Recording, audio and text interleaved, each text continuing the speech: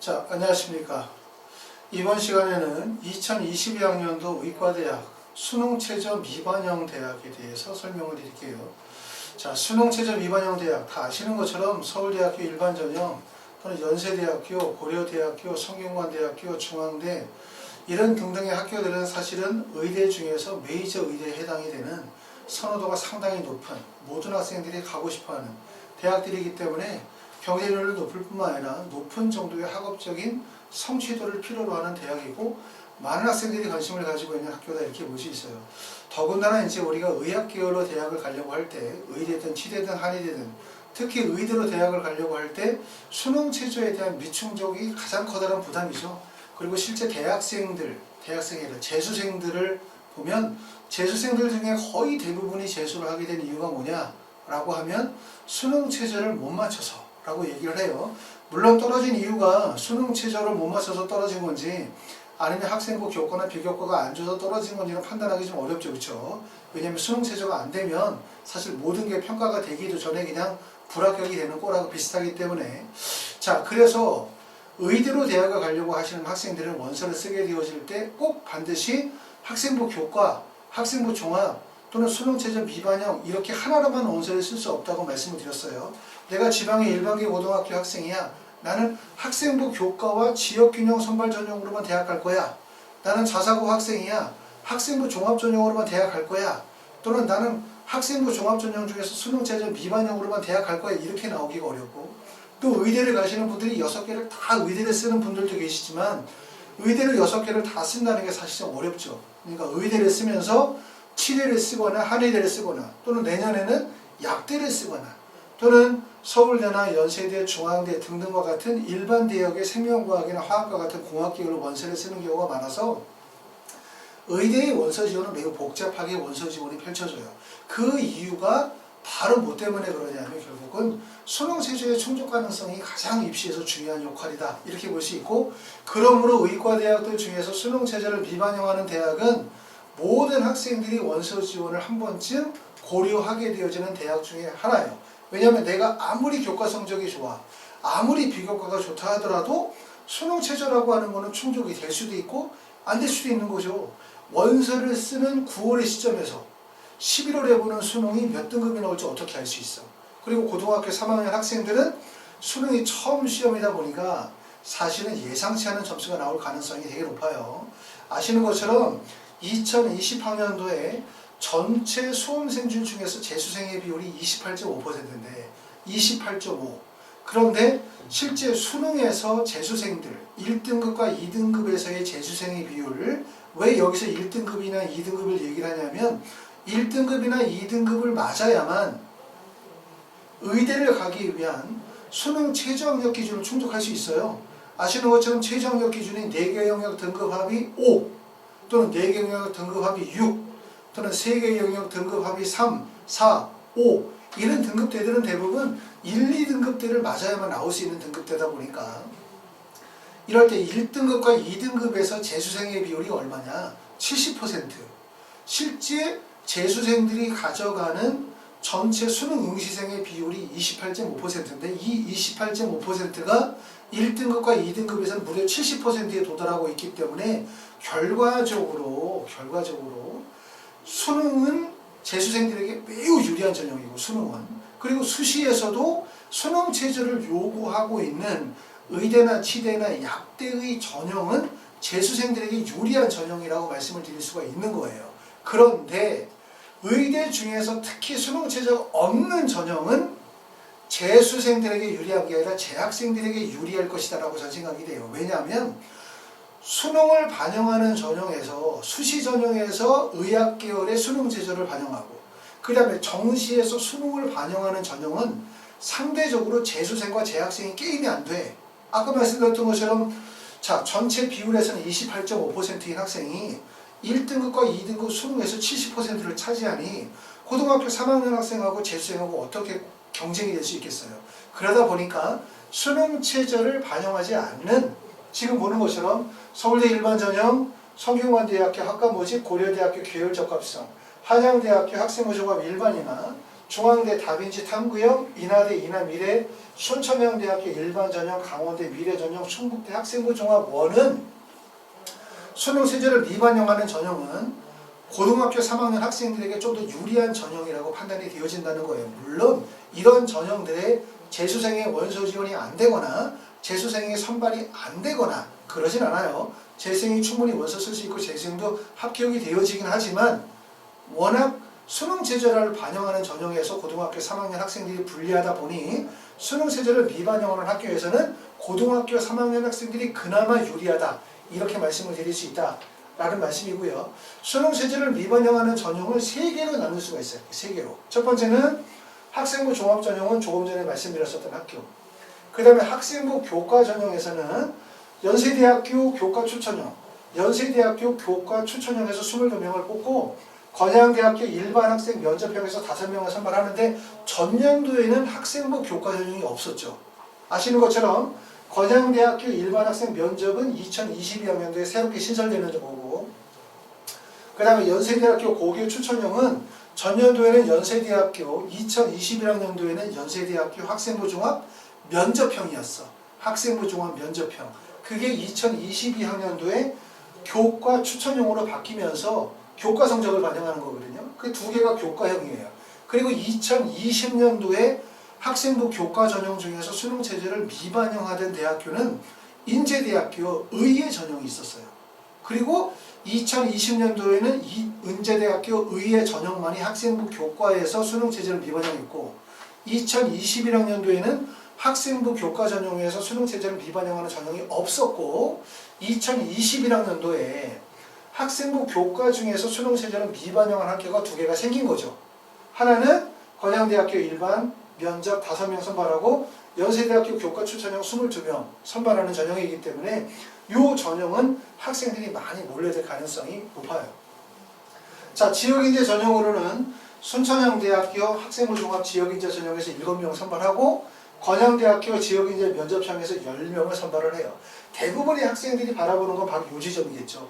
왜냐하면 근데 이 지점이 사실 상당히 어려워요. 왜냐하면 아시는 것처럼 서울대나 성균관대, 고려대학교, 연세대 이런 학교들은 의대 레벨도 상당히 높을 뿐만 아니라 지금 수능 체제를 미반영하는 대학이 전체적으로 학생부 교과, 학생부 종합, 지역인재 전형에 비해서 모집 인원과 전형이 되게 좁기 때문에 사실 어려운 관문이라고 볼 수 있겠죠. 그리고 여기 지원하는 학생들이 일반계 고등학교 학생들만 지원하는 게 아니라 여러 고등학교 유형이 다 모이는 거죠. 일반고, 자사고, 그 다음에 과학고, 영재고 학생들이 다 몰려드는 지점이다 보니까 상당히 많은 준비와 높은 스펙을 요구하는 전형이다. 이렇게 보실 수가 있고요.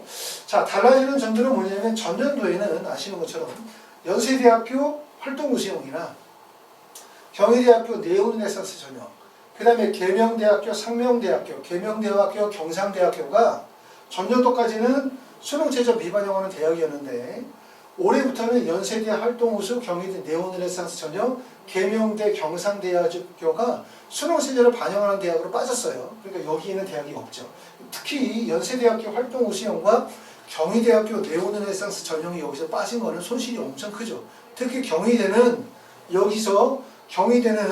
아시는 것처럼 의예과만 있는 게 아니라 의대나 치대나 한의대도 있고 더군다나 의예과의 모집 인원이 상당히 큰 비중을 차지하고 있기 때문에 경희대학교가 수능체제 미반영 대학에서 수능체제를 반영하는 쪽으로 빠진 거는 수능체제 없는 쪽에 원서를 쓰셔야만 되는 경우들, 학생부 교과는 종합보다 이쪽을 바라보고 있는 입장에서 볼 때는 아무래도 지원 경쟁이 좀 더 치열해질 가능성이 높다. 이렇게 보실 수 있고, 건양대학교는 작년하고 좀 달라지는 점이 있는데, 건양대학교는 전년도에는 학생부 교과 일반 수능체제 반영하는 전형에서 14명, 지역인재 전형에서 학생부 교과, 지역인재 전형에서 5명, 그 다음에 학생부 교과, 지역인재 전형 중 수능체제를 반영하는 전형에서 15명 이렇게 선발을 해서 수능체제를 반영하지 않는 전형, 미반영 전형은 학생부 교과, 지역인재 전형에서만 5명만 해당이 됐는데 2020년도에는 학생부 교과 일반 체제는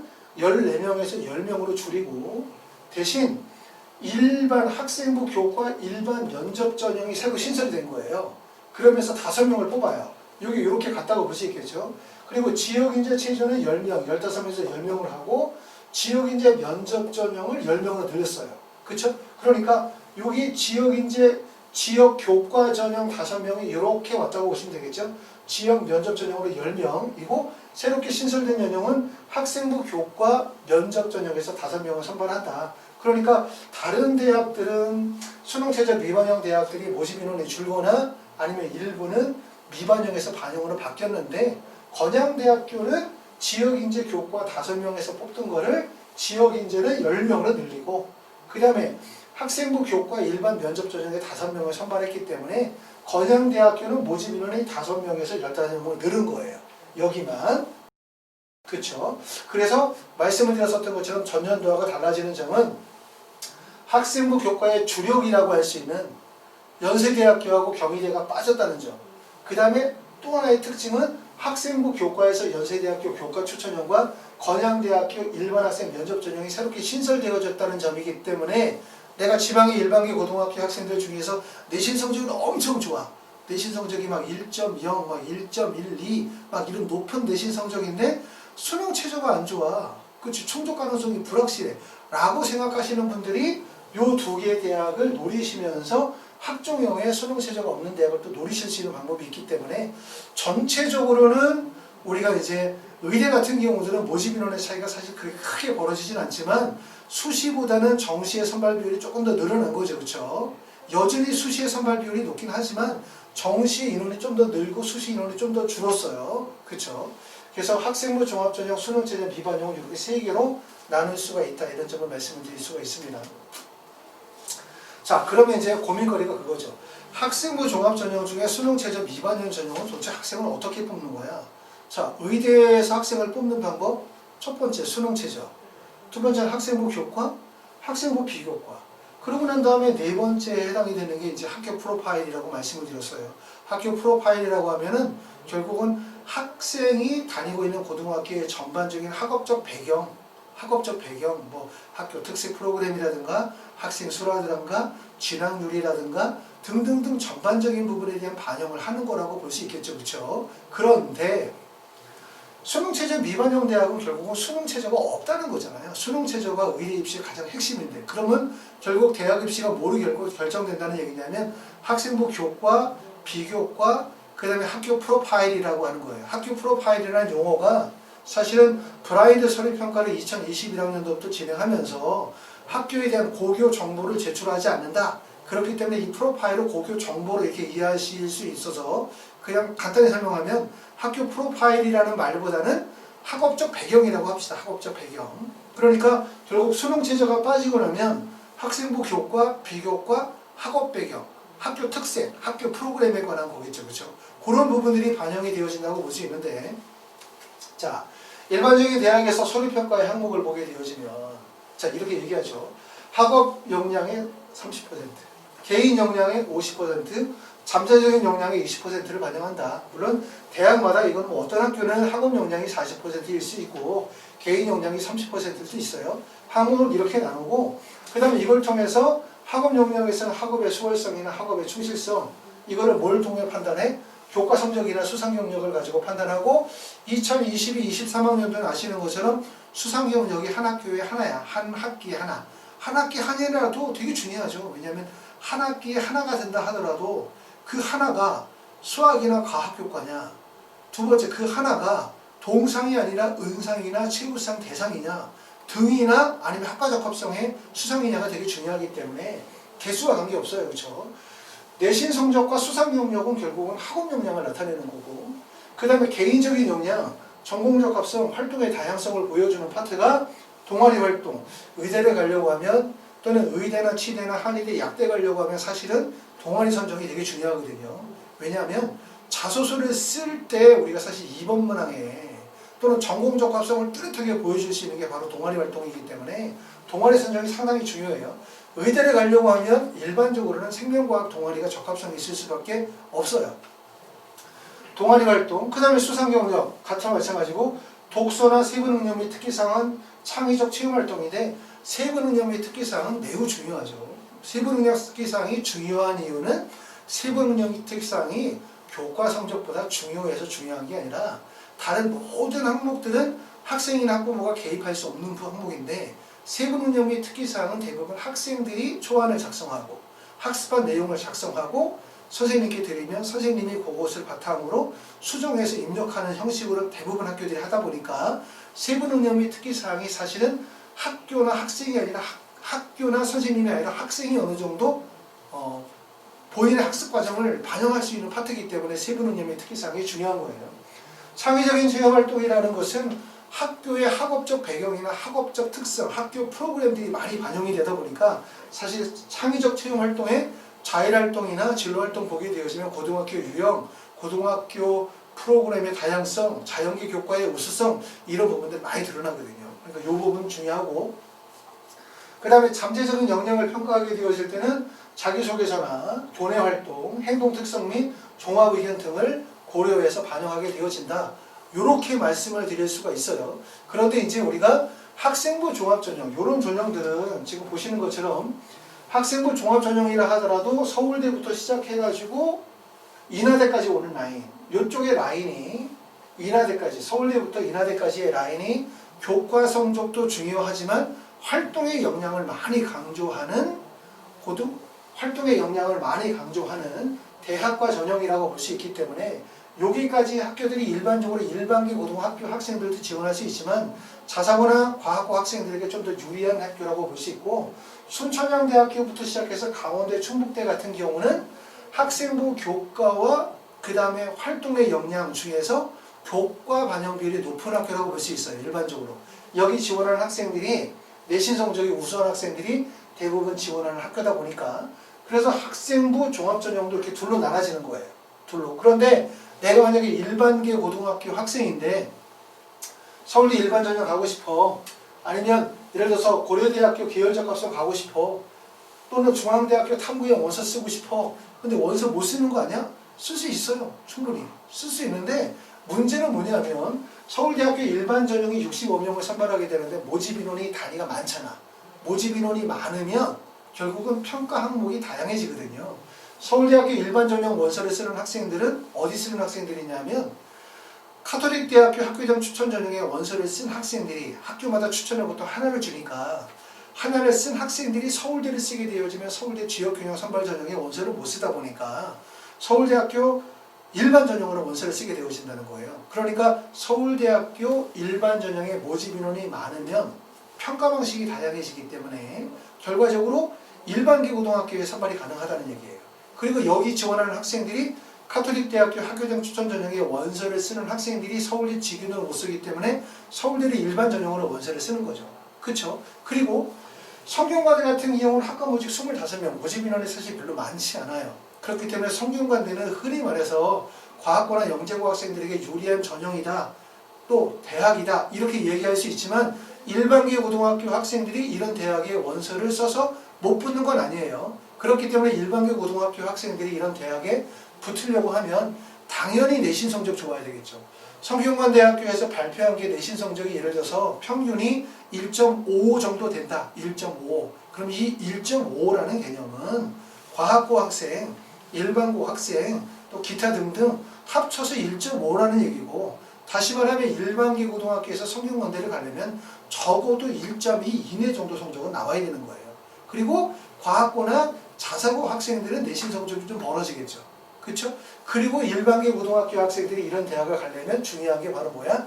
결국은 학교생활기록부에 대한 기재의 관리와 활동 역량, 과학적 역량을 강화시키는 게 되게 중요하다는 점을 꼭 알아둘 필요가 있고 그리고 우리가 이제 2021학년도부터 아시는 것처럼 브라인드 서류평가 이런 부분들이 2021학년도 입시 결과가 아직 안 나왔기 때문에 어떤 결과는 나올지는 잘 모르겠으나 결국은 고교의 서열화가 완화가 되어지는 건 분명한 사실이죠. 그렇죠? 그렇기 때문에 일반계 고등학교 학생에서도 약진이 가능하다. 이런 점들을 보기 때문에 우리가 이제 이 학생부 종합전형에서 수능체제 미반영하는 대학의 원서를 쓰시게 되어질 때는 2021학년도 입시의 결과를 좀 더 우리가 면밀히 분석해 볼 필요가 반드시 있을 겁니다. 자, 그래서 이제 이런 것들이 이제 서류평가의 중요한 항목이라고 말씀을 드릴 수 있는데, 아까도 말씀드렸던 것처럼 이 서류평가의 항목에서 빠져있는 부분 중에 되게 중요한 부분이 결국은 뭐냐면 과학적 역량이라는 부분이 되게 중요하다고 얘기했어요. 왜냐하면 결국은 학생부 종합전형의 원서를 쓰게 되어질 때는 학업적 배경이라는 요소가 되게 중요한 요소로 작용될 거기 때문에, 그렇기 때문에 만약에 이렇게 학생부 종합전형 수능체제를 미반영하는 대학의 상위대학의 원서를 생각하고 계시는 분들이라면 결국 교과 성적도 되게 중요하지만 학생부 기재관리, 학생부에서 과학심화가 드러나도록 역량을 키우는 과정이 되게 중요하다는 점을 꼭 알아두고, 그 다음에 브라인드 서류평가라고 하는 게 나에게 어떤 이점을 가져다 줄지도 생각해 보시면 적극적으로 지금서부터 준비를 하시면 도움이 될 수도 있습니다. 자, 지원 현황 및 비교 이렇게 보시겠어요. 좀 표가 글씨가 작아서 잘 보이실지는 잘 모르겠는데 간단히 말씀드리면 거의 모든 대학의 경쟁률이 올랐죠. 자, 학생 수가 해마다 감소하게 되어짐에 따라서 모든 대학의 경쟁률이 하락하고 있는 추세에 있지만 결국은 학생 수가 줄어든다고 해서 모든 대학의 경쟁률이 다 떨어지는 건 아니에요. 학생 수가 줄어도 선호 대학, 선호 학과로 쏠림 현상은 더욱더 심해지기 때문에, 그러다 보니까 이제 2021학년도 의대에서 학생부 교과, 학생부 종합전형, 지역인재 전형, 그 다음에 수능체제 미반영 전형 모든 대학에서 경쟁률이 다 상승하는 결과들을 보여줬어요. 그렇죠? 서울대 같은 경우는 전년도에 7.97대 1에서 9.21대 1, 경쟁률이 가장 크게 상승한 거는 연세대학교 면접형이죠. 연세대학교 면접형은 전년도에는 17명에서 28명으로 선발 비율이 늘었어요. 그렇죠? 크게 늘어나고, 그러다 보니까 전형의 변화가 결국은 큰 폭의 경쟁률의 상승으로 보여지게 되어져서 전년도에는 8.41대 1에서 14.36대 1로 경쟁률이 큰 폭에서 올랐다. 거의 대부분의 학교가 경쟁률이 올랐고, 경쟁률이 떨어진 데는 인하대학교. 인하대학교는 전년도에는 31.6대 1, 올해는 26.94대 1. 전년도의 경쟁률이 너무나 크게 큰 폭으로 상승해 있었고, 대학에서 발표한 입시의 결과도 1.58 정도의 내신 성적이었기 때문에 학생들이 꺼리는 거죠. 나중에 여러분들이 원서를 쓰실 때 꼭 알아야 되는 건 뭐냐면, 대부분의 분들이 원서를 쓰시게 되어질 때 두 가지를 가지고서 원서를 써요. 그 두 가지가 뭐냐면 대학에서 발표한 전년도 교과 성적, 이게 반영된다는 거예요. 수시 전형이든 정시 전형이든 대부분의 원서 지원은 대부분 어떻게 되냐면 모든 분들은 직관적으로 반응하게 돼요. 결국은 보이는 숫자를 보고 움직이게 되어 있거든요. 전년도의 경쟁률이 엄청 높아? 그러면 그 다음 연도의 경쟁률이 낮아질 거야 라고 생각은 하지만 실제 낮아질 거라고 생각해서 원서를 쓰기는 겁이 나요. 못 쓴다는 거죠. 전년도에 경쟁률이 너무 높거나 전년도에서 대학에서 발표한 내신 성적이 너무나 높으면 그 다음 연도에 어떻게 되냐면 경쟁률이 하락하게 되고 그 단년도에 교과 성적이 올라가는 현상이 벌어지기 때문에 모든 분들은 원서를 쓰게 되어질 때 뭘 보고 원서를 쓰냐면 전년도 대학에서 발표한 교과 성적 어느 대학교가 평균 몇 등급이더라, 그거와 전년도의 경쟁률을 보고 대부분 다 원서를 쓰세요. 모집 인원이 늘었다 줄었다라고 하는 게 입시에 미치는 영향이 크지 않은 게 의과대학의 특징이라고 보실 수 있어요. 아셨죠? 그렇기 때문에 우리가 이제 우리가 요번에 원서를 쓰신 분들, 2021학년도에 원서를 쓰신 분들은 2020년도에 대학에서 발표한 결과를 보고 원서를 썼어요. 2019년도 보고 원서를 쓰잖아요. 절대로. 그렇죠? 모든 분들이 원서를 쓸 때는 전년도의 경쟁률과 전년도의 교과 평균 성적에 움직이지, 그 전년도에 올랐으니까 낮을 거야, 낮아졌으니까 올라갈 거야를 예측해서 원서를 쓰기가 불가능해요. 이거는 다른 사람의 원서주는 그렇게 생각해 줄 수 있는데 막상 우리 애가 내가 원서를 쓰게 되어진다고 생각하면 절대로 그렇게 원서를 쓸 수가 없어요. 자, 경쟁률의 변화를 보시게 되어지면 아까 표에서 좀 복잡했지만 간단하게 보면 어떠냐면 지금 봐요. 서울대학교 경쟁률 소폭으로 올랐죠. 연세대학교 면접형 큰 폭으로 올랐어요. 그 다음에 연세대학교 활동우수형은 약간 올랐고 성균관대학교도 많이 올랐죠. 그 이유가 이제 성균관대학교가 그 전년도에 충원율이 매우 높아졌거든요. 충원율이 매우 높아지면서 결국 최초 모집 인원, 충원 인원까지 생각하면 사이즈가 커졌기 때문에 학생들이 몰리는 현상들.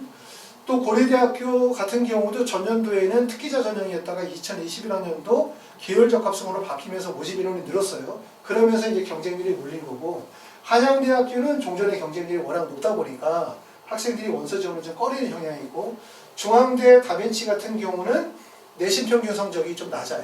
그러니까 내신 평균이 전년도에 발표한 게 1.8 정도, 이 정도 얘기하니까 그걸 그대로 보는 거죠. 대학에서 발표하는 합격 평균이 1.8이다. 또는 합격 평균 성적이 1.5다.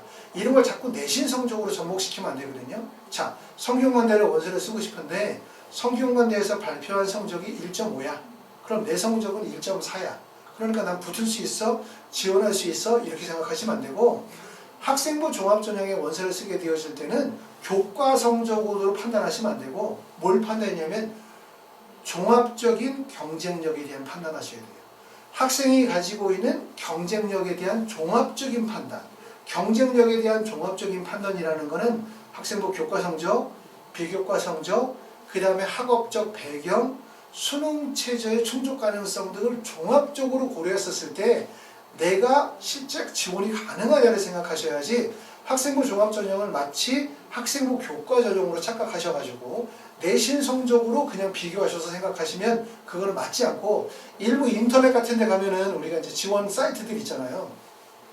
학생이 가지고 있는 내신 성적을 이렇게 입력해주고 이러면 어느 대학으로 어디 갈 수 있습니다. 이렇게 얘기해주는 거. 그거는 마치 이제 입시를 하나의 쉽게 도식화시켜가지고 정량적으로 평가하는 방식인데, 수시는 그게 통할 수가 없는 거죠. 학생부 종합전형은. 그렇기 때문에 학생부 종합전형에서는 그냥 교과 성적만 가지고서 몇 개의 활동만으로 지원 대학을 판단하실 수가 없어요.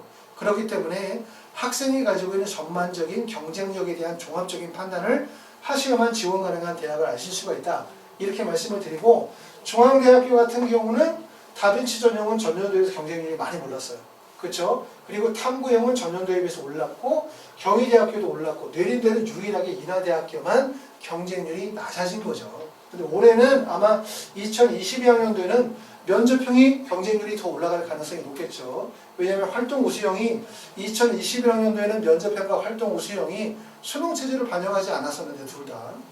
이제는 2022학년도에는 연세대학교 활동 우수형이 수능 체제 반영하고, 그 다음에 경희대학교 마찬가지로 수능 체제 반영하고, 두 개 대학이 빠지니까 학과가, 그러면 나머지 쪽의 경쟁률이 더 올릴 가능성이 높다. 이렇게 보여집니다. 자, 그 다음에 이제 다섯 번째는 대학별 전형 방법에 대해서 설명을 하려고 하는데, 요거는 제가 이제 다음 시간에 다시 한번 설명을 하도록 할게요. 지금 앞에서 말씀을 드렸었던 거는 이제 수능 최저 미반영하는 대학에 대해서 설명을 드렸어요. 우리가 이제 원서를 쓰시게 되어질 때는 반드시 이 대학을 쓰게 돼 있거든요.